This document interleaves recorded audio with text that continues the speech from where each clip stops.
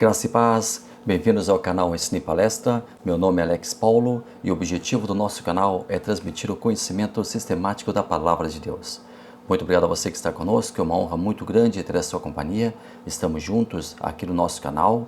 Toda quarta-feira nós estamos lançando um vídeo no canal e neste vídeo nós trazemos o comentário da revista Lições Bíblicas, o guia de estudos da Casa Publicadora das Assembleias de Deus.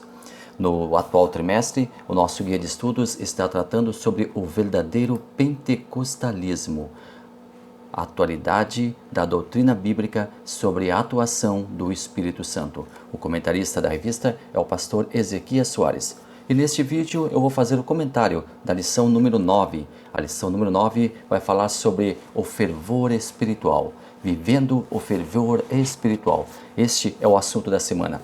Venha com a gente, venha conosco, esteja conosco nesse vídeo, compartilhe ele, deixe ele ali nas suas redes sociais, curta esse vídeo, faça um comentário, enfim, participe ativamente do nosso canal. Muito bom ter você conosco aqui. Seja mais um membro aqui do canal Ensine Palestra. Ative o sininho, porque assim você vai receber as notificações. E quando for ativar o sininho, escolha a opção todas, para que todas as notificações cheguem até você. Combinado? Vamos juntos então? Vamos começando o nosso trabalho de hoje.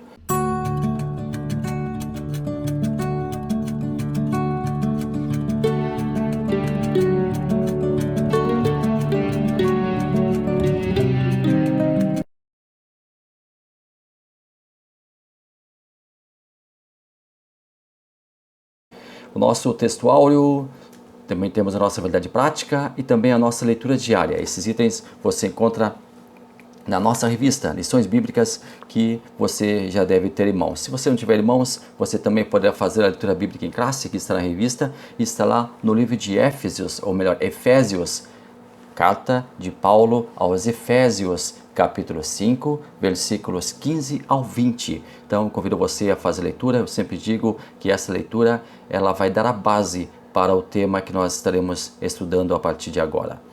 Nós temos a nossa introdução, que também está na revista, e agora nós passamos para os nossos tópicos. O primeiro tópico da lição de hoje, a importância da devoção pela palavra e oração. Esse tópico tem 4 subtópicos. O primeiro, devoção. O segundo, a oração e a palavra. O terceiro, o viver sabiamente. E o quarto, remindo o tempo. O que é fervor espiritual? O que é fervor espiritual? O que é ser cheio do Espírito? Nós encontramos lá no livro de Efésios, capítulo 5, versículo 18, a seguinte passagem: E não vos embriagueis com vinho em que há contenda, mas enchei-vos do Espírito. E Espírito aqui refere-se ao Espírito Santo. Sempre quando você encontrar na sua Bíblia a palavra Espírito grafado em letra maiúscula, primeira, a inicial em letra maiúscula, refere-se ao Espírito Santo. Ser cheio do Espírito pode se referir tanto ao batismo no Espírito Santo, quanto à vida plena no Espírito Santo. Uma pessoa cheia do Espírito Santo reflete os frutos do Espírito Santo em sua vida. Simples assim. Esses frutos, os quais nós já estudamos aqui no nosso canal, aliás, eu quero convidar você para entrar lá nas nossas playlists. Uma delas é o verdadeiro pentecostalismo. Lá você tem as primeiras lições desse trimestre. Então você tem desde a lição número 1 desse trimestre, passando por todas até chegar na lição de hoje. Então é muito importante você fazer leitura você assistir esta playlist, porque ela vai dar embasamento para você do nosso tema que nós estamos estudando ao longo do trimestre.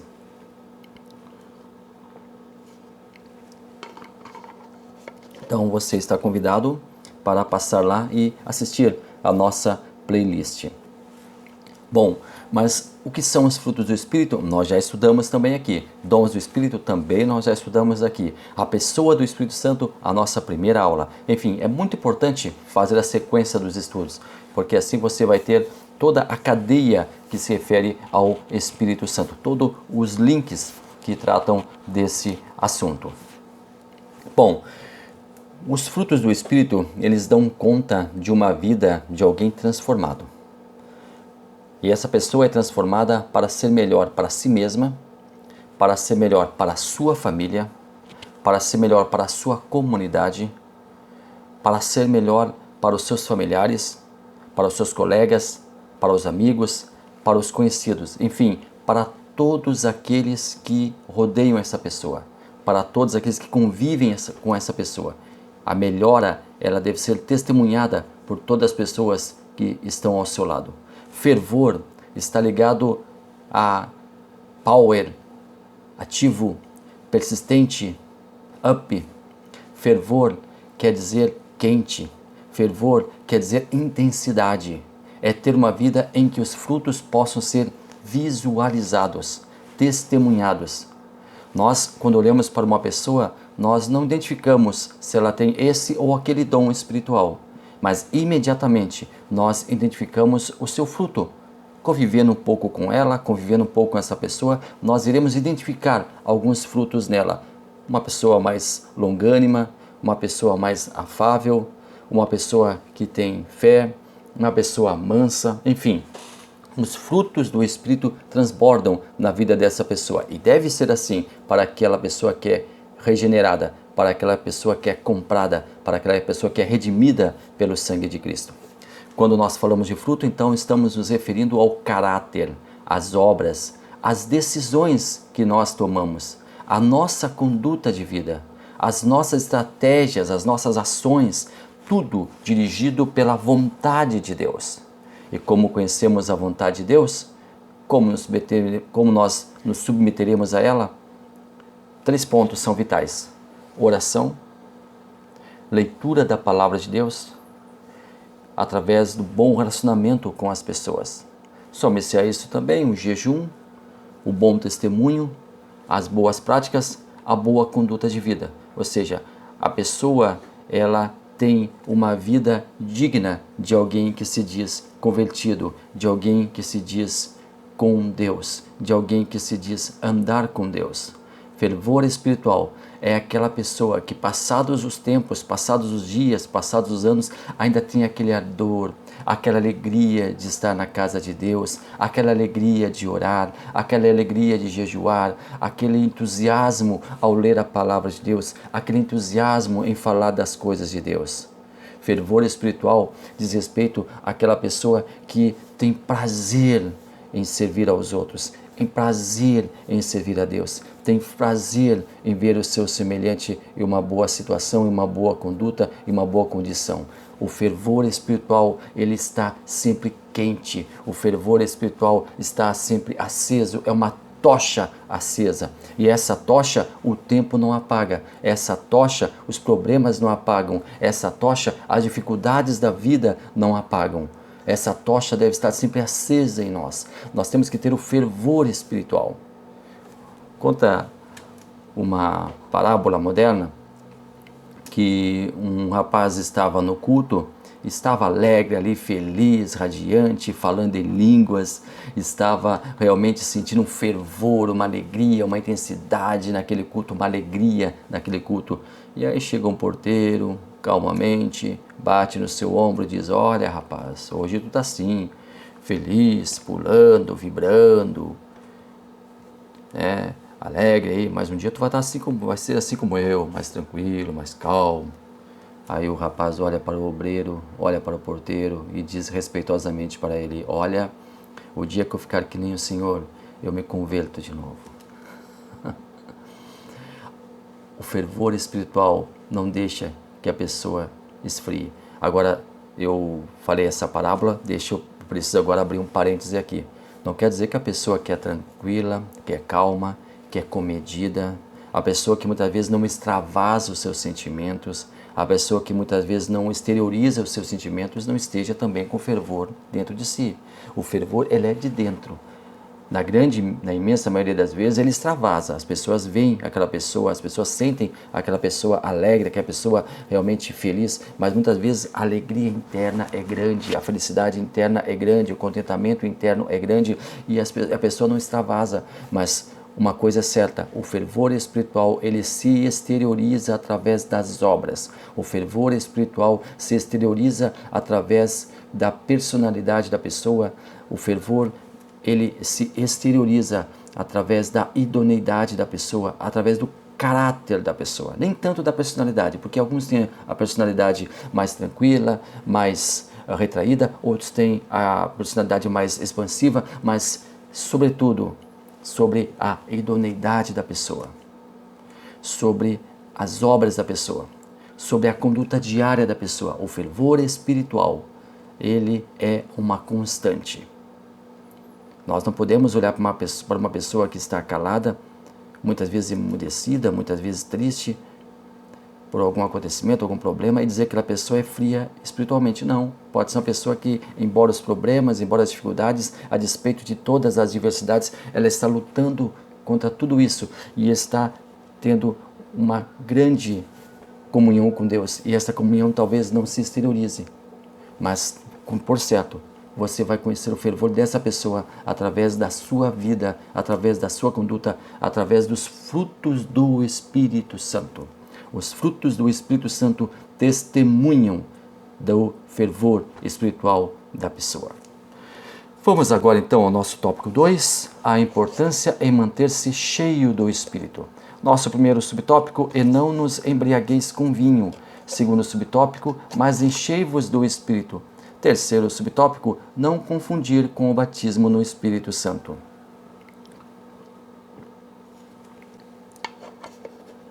Nós estamos então entrando aqui no segundo tópico, e aqui fala sobre o vinho.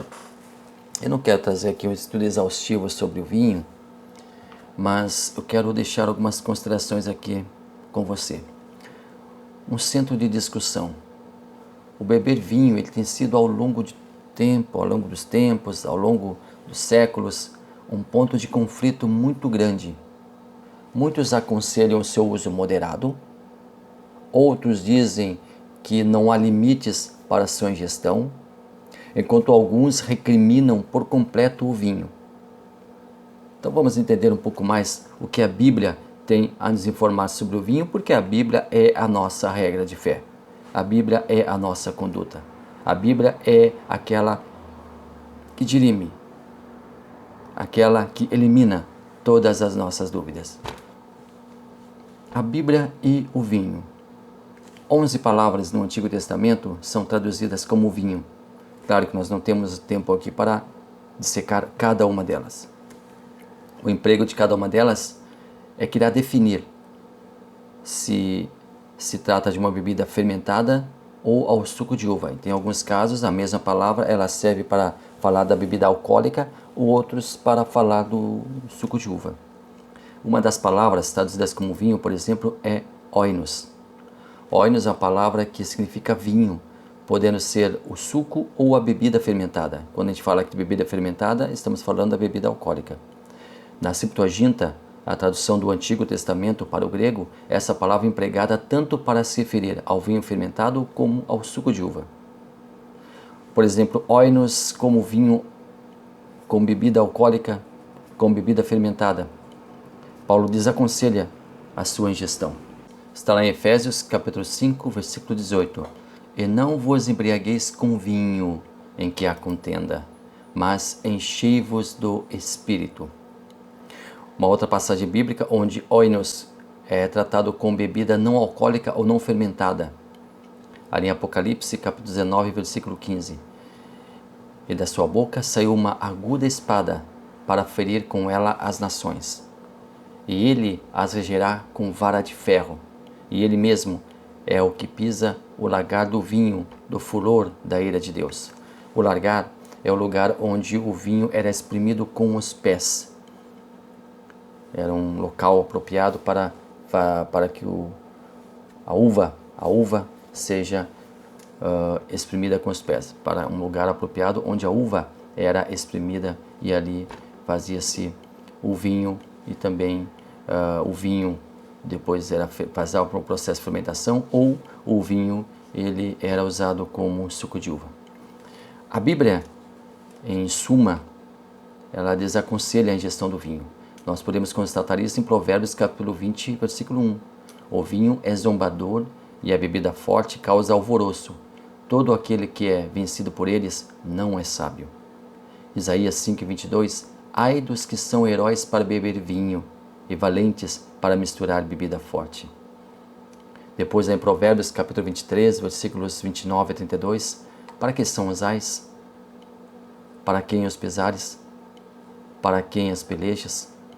Para quem as queixas? Para quem as feridas sem causa? E para quem os olhos vermelhos? Para os que demoram perto do vinho, para os que andam buscando o vinho misturado. Não olhes para o vinho quando se mostra vermelho, quando resplandece no copo e se escoa suavemente. Esses textos, eles ganham interpretações que diferem-se entre si. Alguns teólogos entendem que a Bíblia não proíbe totalmente o uso do vinho e que ela não promove a abstinência da bebida, salvo em alguns casos isolados. O que é proibido, segundo esses teólogos, segundo esse ramo teológico, é a embriaguez, o uso excessivo e indiscriminado da bebida. A bebedeira seria a grande vilã, o grande problema que esses teólogos defendem, porque eles defendem o uso racional e comedido do vinho. Então, não seria embriaguez, seria um uso racional. Então, para eles, poderia haver o consumo moderado do vinho. Os defensores dessa ideia, eles usam também uma passagem que está lá em Eclesiastes para sustentar o seu ponto de vista. Lá em Eclesiastes, capítulo 10 e 19, para rir se fazem banquetes e o vinho produz alegria e por tudo o dinheiro responde. O apóstolo Paulo e o vinho. O que o apóstolo Paulo fala sobre o vinho? Paulo fez algumas citações sobre o vinho. Em alguns textos ele refere-se à bebida fermentada ou alcoólica.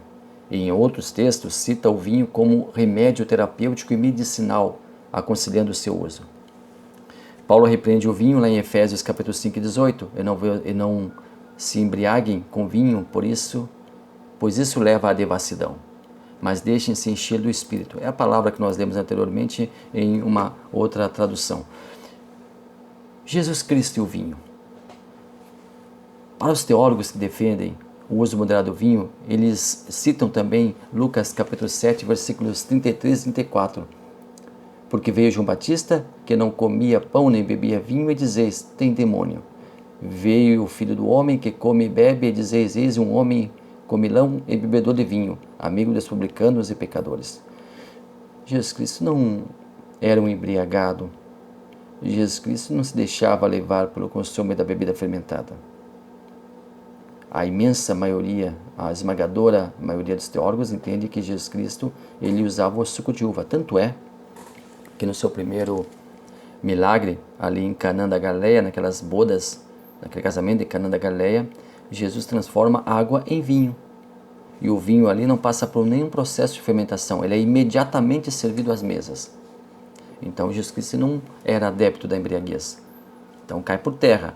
Se essa base aqui é requerida por esses teólogos para dizer que o vinho ele deve ser consumido com moderação e que a bebida fermentada não tem problema no seu consumo, aqui e querem usar Jesus Cristo como sendo aquele que estaria financiando essa versão, essa conduta, esse texto derruba a tese deles.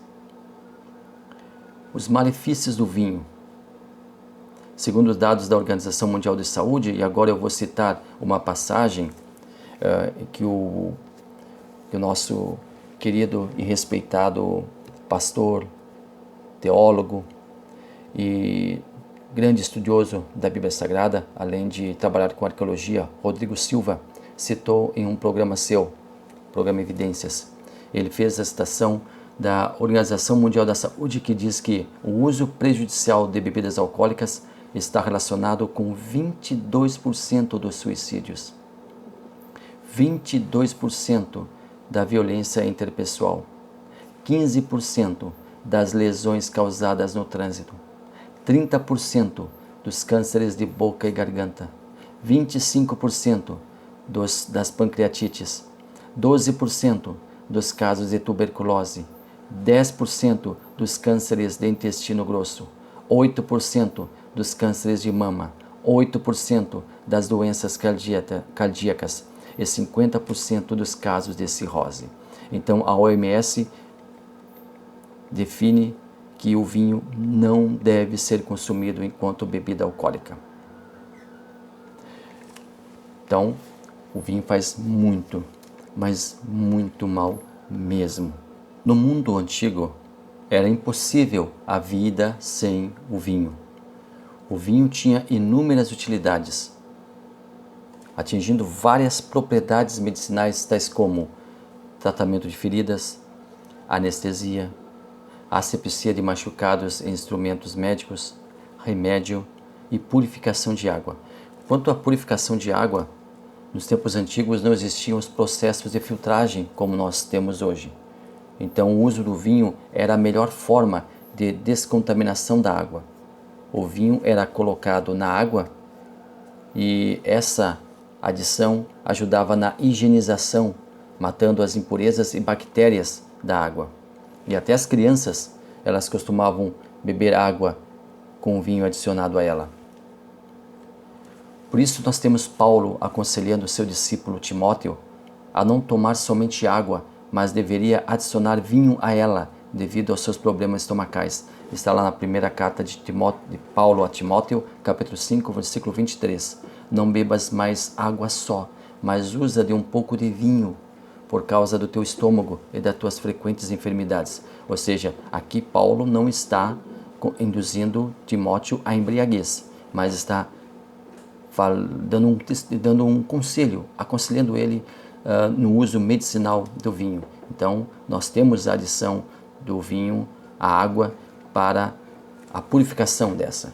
Então, e se Timóteo fosse dado a embriaguez, se Timóteo ele bebesse vinho fermentado, ele não precisaria desse conselho de Paulo, porque ele já faria isso, né? Mas não, Paulo diz, toma um pouco de vinho por causa do teu estômago, tá? Então essa é o aconselhamento, tá, de Paulo para Timóteo, porque até as crianças elas bebiam essa mistura, também os servos, soldados, escravos, todas as pessoas, tá? E decorrente dessa mistura as pessoas até mesmo poderiam ficar embriagadas, mas elas tinham a sua saúde preservada. Então era algo extremamente necessário naquele período,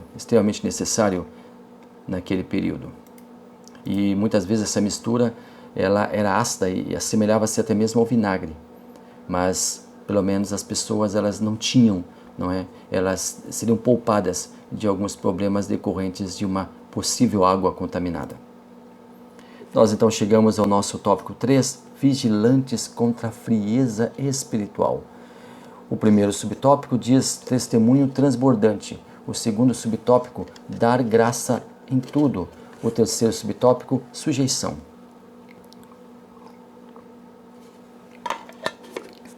Tomar um pouquinho de água pura, sem nenhuma mistura, porque ela faz bem, ela hidrata. A humildade. Nós falamos de sujeição, nós estamos falando de humildade. Uma coisa está relacionada à outra.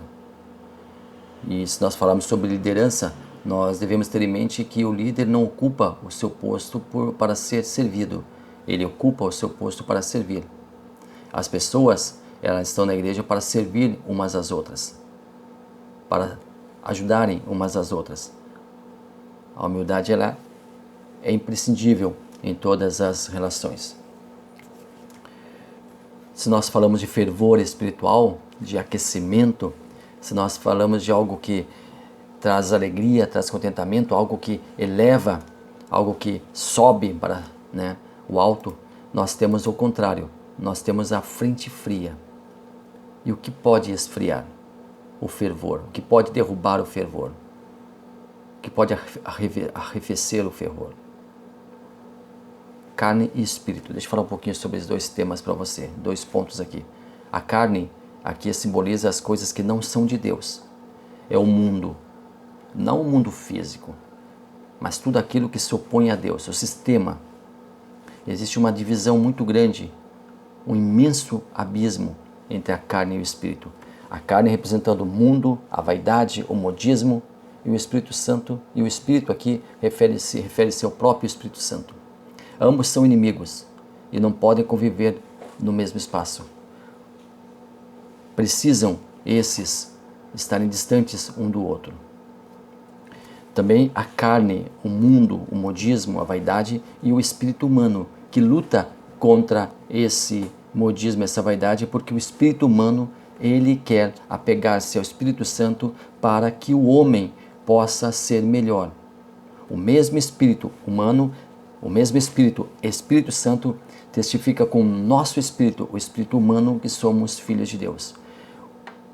O mesmo Espírito, Espírito Santo, testifica com o nosso espírito, espírito humano, que somos filhos de Deus. Então o Espírito Santo, ele comunica-se com o nosso espírito e nos aperfeiçoa para sermos filhos de Deus. Porém, a carne, o sistema, ele tenta exatamente o contrário, fazer a divisão entre o espírito humano e o Espírito Santo para que nós não tenhamos a alegria de sermos chamados filhos de Deus. O Espírito Santo, ele não invade. O Espírito Santo, ele só entra se for convidado. Já a carne, ela é mal educada, entra sem pedir, sem bater, tenta a todo custo ocupar o espaço que ela sabe ser do Espírito Santo. E a carne, que representa a vaidade, o modismo, o mundanismo, tudo aquilo que se opõe a Deus, tenta se infiltrar também na igreja. E ao longo do tempo, ao longo dos séculos, o inimigo está mudando sua tática. Não está mais preocupado em fazer os crentes, e agora estou trazendo para a nossa arraial, não está preocupado em fazer os crentes saírem da igreja e irem para o mundo. Agora ele está trazendo pouco a pouco o mundo para dentro da igreja. Ou quer fazer isso. Em alguns lugares ele está tentando, está conseguindo fazer isso. Em outros lugares ele está dando com a cara na porta, porque as igrejas estão alicerçadas no vigor e na palavra e no amor, na comunhão entre os fiéis, na busca pelo Espírito Santo, na busca pelo renovo com o Espírito Santo. O diabo, ao longo de todos esses tempos, de todos esses séculos, mudou várias vezes as táticas de ataque ao povo de Deus. Antigamente as pessoas eram proibidas de lerem a Bíblia. Só um exemplo aqui. Milhares de Bíblias foram queimadas em praça pública, mas isso também não impediu o crescimento da obra de Deus. Então o inimigo mudou sua tática. Hoje ele não entrega os cristãos às feras, como antigamente ali no Coliseu Romano, onde os crentes, os cristãos eram mortos. Não manda queimar Bíblias. Hoje ele quer levar o mundanismo para dentro da igreja. E nós não podemos deixar que isso aconteça. E mais, o inimigo está dando total atenção à família. A família é a porta de entrada para o mundanismo, para o modismo. Por quê? Porque a família é a porta de entrada para a igreja.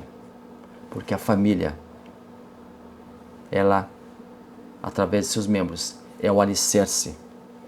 Porque a igreja, ela é constituída de uma grande, imensa família. E quando Jesus voltar à terra, ele vai buscar essa imensa família que é a sua igreja, onde existem pessoas de várias denominações e até de vários credos, estarão se unindo à igreja verdadeira. Agora, a família atacada pelo inimigo será a porta de entrada para o ataque à igreja. Para concluirmos, a quem estamos servindo? Se não tivermos nosso coração plantado nas coisas de Deus, na obra de Deus, se não tivermos compromisso com o Evangelho do Reino, se não tivermos convicção de nosso chamado, se não tivermos responsabilidade com a Igreja de Deus, não estamos servindo a Ele. Nós podemos estar servindo a uma denominação, a um pastor, a um sistema religioso, a um grupo de líderes. Paulo tinha certeza, tinha convicção do seu chamado. Ele estava servindo a Deus. Seu compromisso era com a pregação e o ensino da palavra de Deus. Ele tinha fervor espiritual. Que nós continuemos dia após dia alimentando esse fervor espiritual, colocando mais lenha nessa fogueira para que aqueça cada vez mais o nosso coração, para que aqueça cada vez mais o nosso relacionamento com Deus, para que aqueça cada vez mais o nosso compromisso com o Senhor. Nós não podemos deixar apagar, não podemos deixar apagar esta fogueira, não podemos deixar apagar essa fama, ou melhor, essa chama, Um dos símbolos do Espírito Santo é exatamente esse, a chama, o fogo. E este fogo é o compromisso que nós temos para com Deus. É o compromisso que nós temos conosco mesmo. É o compromisso que nós temos com a sociedade. É o compromisso que nós temos com as pessoas, para que a vida delas, através de nós, seja melhor. Nós não podemos deixar apagar o fervor espiritual. E ele se dá através da devoção. O que é devoção? Devotar é apego. É nós termos prazer em ler a palavra de Deus. Uma devoção diária. Ler a palavra de Deus todos os dias. Um capítulo que seja da Bíblia Sagrada. Cantar um louvor a Deus, mesmo em silêncio, sem os outros ouvirem, mas cantar mentalmente.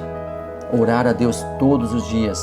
Isto é devoção, é nos devotar. Uma pessoa devota é uma pessoa que se entrega. Devoção é entrega. Nós temos que nos entregar a Deus, nos entregar na nossa adoração, nos entregar na nossa devoção, nos entregar no nosso jeito, na nossa maneira, na nossa peculiaridade em servir a Deus.